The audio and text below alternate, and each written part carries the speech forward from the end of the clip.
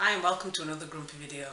So if you've ever watched a video of mine before, you may notice that the background's slightly changed, and that's because I've moved. So obviously because I've moved, I am temporarily without internet, and that's given me slightly less to do than I normally have. So I have read a few more books than normal this week or two. So the first one I've got is this one. Now I bought this from the library and it must have been a couple of years ago, and for some reason I read the first chapter and then I forgot about it.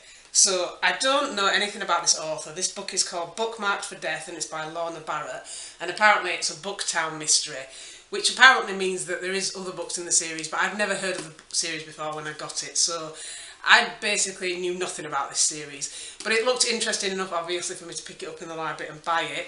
It was one of those ones that has been a library book and then for some reason they've decided it's not good enough to lend out anymore, so they put it up for sale. So the back of the book says, to celebrate the anniversary of her Stoneham, New Hampshire bookstore Haven't Got a Clue, Tricia Miles hosts a book signing for best-selling author Zoe Carter. But the event takes a terrible turn when the author is found dead in the washroom. Before long, both police and reporters are demanding the real story. So far, Carter's obnoxious assistant-stroke-niece is the only suspect. With a sheriff who provides more obstacles than answers, Tricia will have to take matters into her own hands and read between the lines to solve this mystery. So basically, that's the plot of the book, which it says on the back.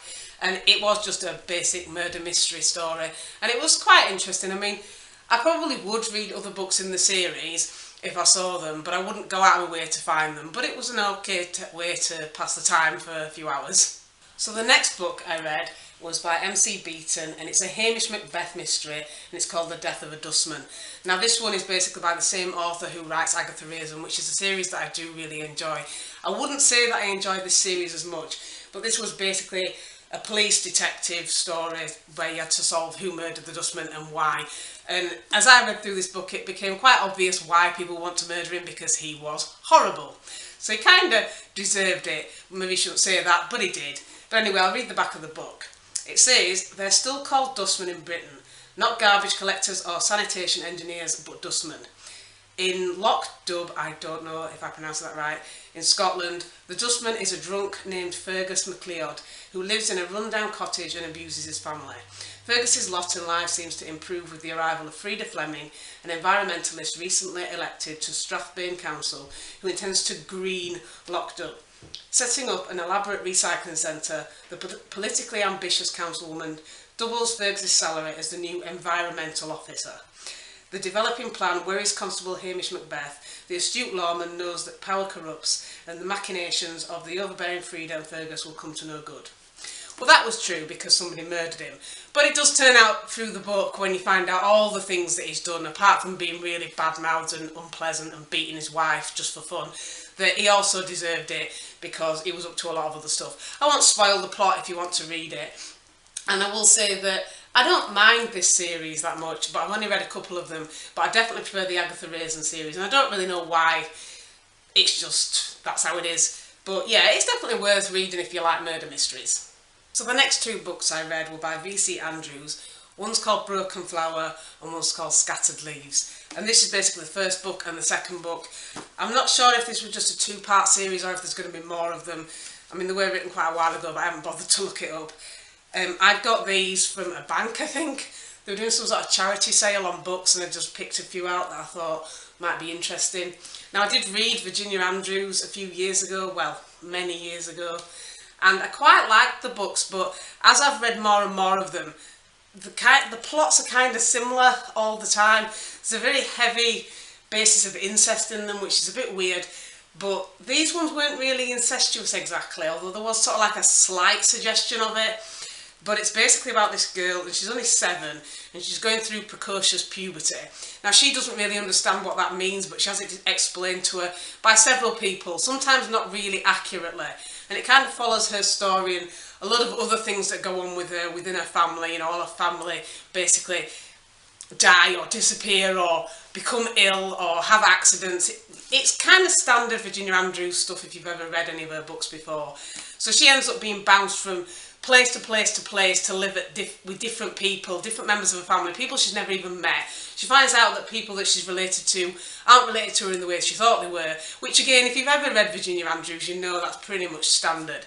And obviously these weren't actually written by Virginia Andrews, because Virginia Andrews died before these books were published, but apparently some of her relatives got together and decided that they were going to publish her books, or publish some stories in her name that she'd been working on but hadn't actually completed before she died. And she must have been working on a lot of books, because these have been published for years in her name but not actually by her. So she must have had lots and lots of scripts that she was working on. I mean, she brought out quite a few books before she died, so I suppose it's plausible, but I'm beginning to wonder if any of them were actually written by her, or even suggested by her, or they're just stories that people have come up with and thought, yeah, she'd have written something like that, let's just put it out anyway. I mean, they were alright, but they're starting to get a bit samey for me. So the next book I read was Midnighters, The Secret Hour by Scott Westerfeld. Now, I'm not sure, again, if this is a series. I think it's going to be a series. But I read the Pretty series by Scott Westerfeld, and I know that a few people thought that it wasn't really that good, and I quite liked it. It was sort of dystopian, but a light-hearted dystopian series, and I quite enjoyed it. Even the fourth one, which everybody, even the people who liked it, said, no, I didn't like that one. But I thought they were all alright, you know, they weren't like hard-hitting or anything, but they were just a bit of light entertainment, I suppose. You know, you can just read a book just for fun, and it doesn't have to really take anything from it.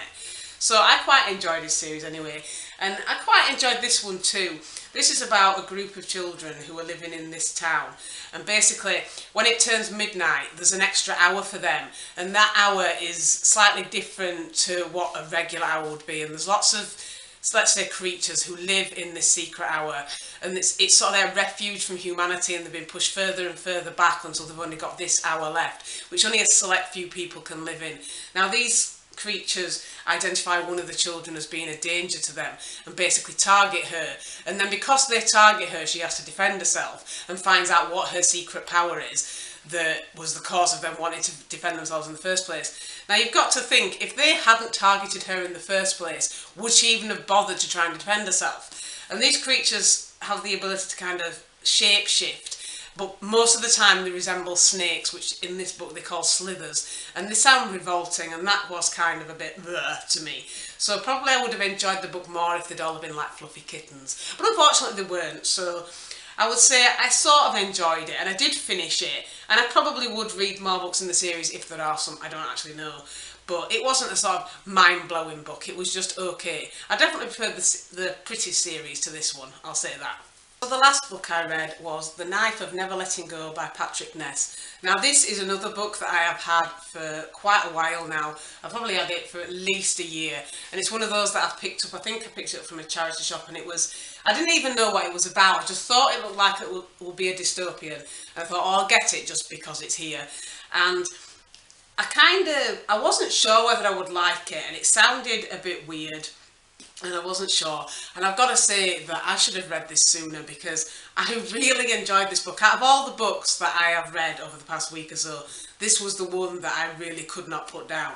So I'm going to read the back of it, and it says, Todd Hewitt is the last boy in Prentice Town, but Prentice Town isn't like other towns. Everyone can hear everyone else's thoughts in a constant, overwhelming, never-ending noise. There is no privacy, there are no secrets, or are there? Just 1 month away from the birthday that will make him a man, Todd unexpectedly stumbles upon a spot of complete silence, which is impossible. Prentice Town has been lying to him, and now he's going to have to run. Now, I found it really interesting, and that's one of the things in the book. I'll see if I can find a page where it shows it. But it shows people's thoughts in a sort of messy script, right here, like there. Yeah, and that's just the thoughts of everyone who's in his vicinity. It sort of picks them up like radio. And this is something that every man in Prentice Town can do, every man and boy. And one of the notable things about Prentice Town is that there are no women, no girls, and there are no children either. So Todd is the last child in the town, and he basically is about to turn into a man, which in this story happens when you're 13.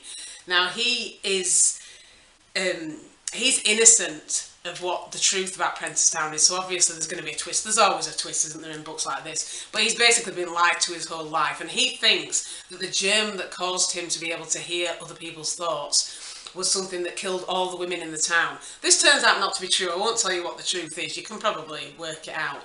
And it turns out that Prentice Town, is not the only town in this world. And what I didn't pick up on straight away, and I'm not sure if it was just me not reading it properly or whether it was only hinted at, was that this is not our world. This is a world that people accessed via spaceship after the old world was basically either destroyed or about to be destroyed, and they were basically settling into a new planet. So like what people say that we may have to do eventually, this has already happened in this story, and he encounters somebody in this book who he can't read their thoughts. And I'm trying not to give too much away in this one because I do think it really is worth a read. I finished this book and I haven't got the second and the third books in this series, so I'm basically going to have to try and borrow them from the library or buy them. And I really do want to find out what happens. But yeah, out of all the books I've read so far, this was the one that I really did enjoy. And it surprised me as well because it's basically languishing on my shelf for ages because I wasn't sure I'd really enjoy it. Just goes to show, doesn't it? You never know. So now I've finished with the books that I've read in the past couple of weeks. I did go down to the library today to find out if the second book in this series was available. Unfortunately it wasn't, but while I was there I did give in to temptation and I borrowed these two books. Now this one is called Snobbery with Violence by MC Beaton, and it's not in the Agatha Raisin series, although this is the author. It's a different series she does, which is a Victorian one apparently. So I'm going to read the back. It says, after a brief and ill-advised dalliance with the suffragette movement, Lady Rose Summers' debut season in London society turns out to be a complete disaster. Rose's father suspects that her fiancé, Sir Geoffrey Blandon, is a first-class scoundrel and calls in Captain Harry Cathcart to investigate. But when a malicious guest is found dead in suspicious circumstances, Rose becomes far more interested in discovering the truth than in landing a more appropriate suitor. As Harry and Rose begin to unravel a web of lies and rumour, a clever murderer sets out to make Rose's dreadful first season her last. Now, I don't normally read books like that, but I decided I would try it because it's by the same author of Agatha Raisin. And although I didn't really get on with the Hamish Macbeth series as well as Agatha Raisin, I may well get on with this one, I don't know. And this is the first book in this Victorian series, so I'm going to give it a try and see what I think. So the second library book that I borrowed today is Sue Grafton, V is for Vengeance. Now this is one of the alphabet murders, and this is a series that I have been reading for years, and I do really enjoy this series. I think it's a really good one. In fact, I think it's a series that probably deserves a video of its own. Unfortunately, V is the only title I don't have, and I've been looking out to buy it, but it's not in the bestseller or fast sellers list or anything anymore, because I usually get these books from the supermarket. Unfortunately, I left it too late. So in the meantime, I've decided to borrow it from the library because I do have W and I still haven't read it because I do want to read them in order. So this book features Kinsey Millhone, as it always does, and it says on the back, Las Vegas, 1986. A young college graduate is murdered after coming into contact with notorious criminal Lorenzo Dante. 2 years later, private investigator Kinsey Millhone helps to apprehend a shoplifter, Audrey Vance, in a shopping centre. Events take a much darker turn when Audrey's body is discovered at a local suicide spot. Unable to believe she took her own life, Audrey's fiancé hires Kinsey to investigate. Meanwhile, Lorenzo Dante has begun to grow weary of his life in organised crime and frustrated with his violent and impulsive younger brother, Cappy. As Kinsey's inquiries reach a dramatic head, it becomes clear that she and Dante have one thing in common. They must be careful whom they trust. Now, I'm sure I'm going to enjoy this because I have enjoyed every book in this series so far. And even though they've been quite consistent, they haven't been consistent to the extent that they got boring. Like some series I have read that I've really enjoyed at the start and then in the end found them too similar and got bored of them. Whereas I haven't with this series, and given that there's only a few books left in it, if she just sticks with the alphabet, I probably aren't going to get bored with them. But I really do like this series, and I have started reading it already. I couldn't wait. So this is my currently reading, and hopefully I'm going to enjoy this as much as I enjoy all the rest. So that's it for this grumpy video in my new location, and if you made it this far, thank you for watching. Bye!